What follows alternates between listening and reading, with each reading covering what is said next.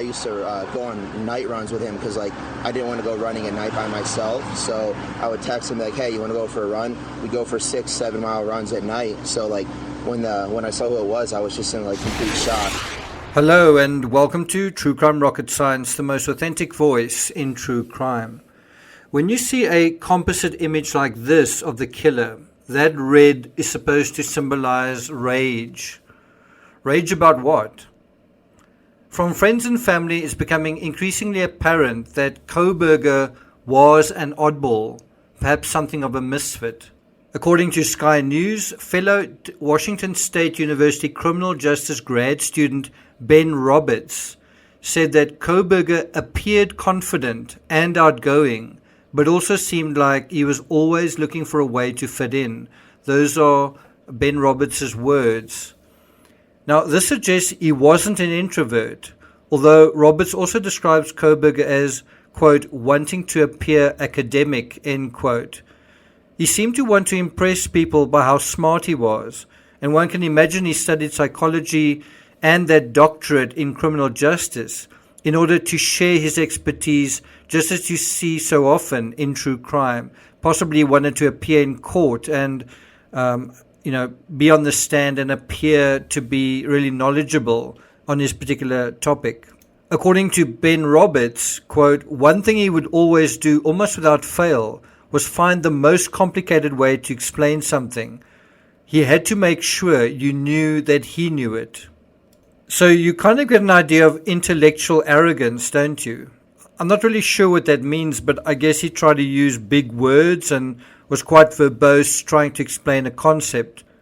The mark of genuine intelligence is actually the opposite, being able to reduce complicated ideas into simple words and statements.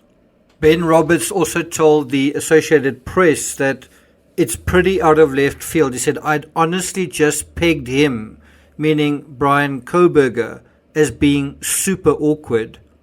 This idea of him being super awkward from the guys makes you wonder what the girls thought of him and how he thought of himself. If it was an issue, and clearly it was, perhaps he initially dealt with it by taking heroin. According to drugpolicy.org, people who use heroin describe feelings of warmth, relaxation, and detachment with a lessening sense of anxiety.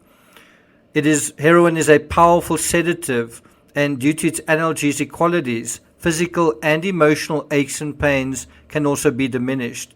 Now, if you're wanting to be soothed in that way, it obviously shows that he was aggravated in that way, that he didn't feel feelings of attachment, that he didn't feel relaxed, that he didn't feel warm and fuzzy when he was with other people.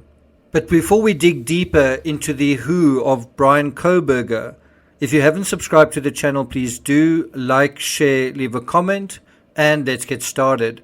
So the OCD aspect, that's obsessive compulsive disorder, that has been associated with him as well, that actually represents a need to control anxiety by turning his surroundings into rigid, reliable, fixed, and certain outcomes.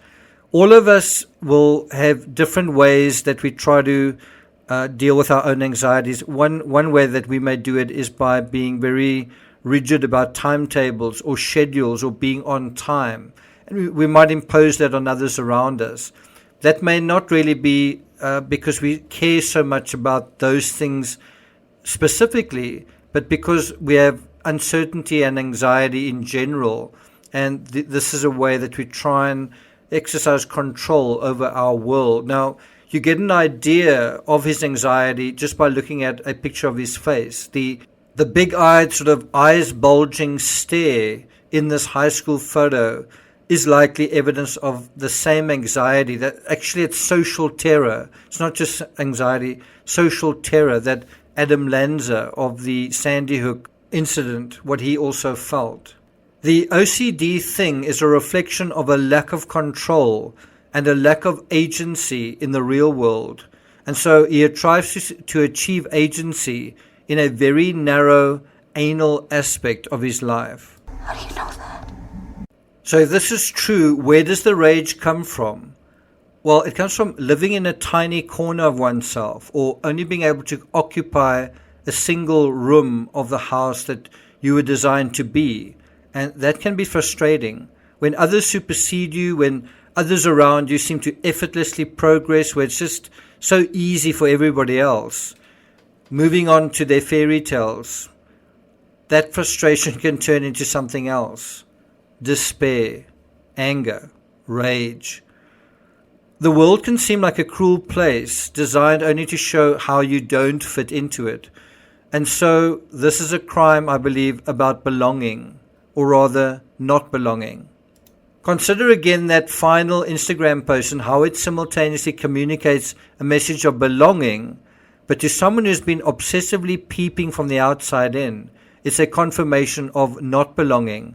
And at a very crucial time, at the end of the semester, as parties are ramping up, as momentum is building up, as the fond farewells, the sort of hugs and celebrations are shared, and news comes of everyone's prospects, their happily ever afters. And then what is happening to you? Aren't you being left behind? Again, when society doesn't accept you for you being you, that soon starts to feel like hatred.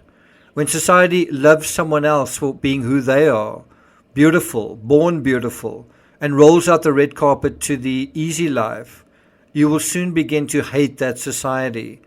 Of course, in a criminal's mind, a few people they like or want to like them, those people not liking them, feels like society or the world being cruel, and when it's really just a small group of people.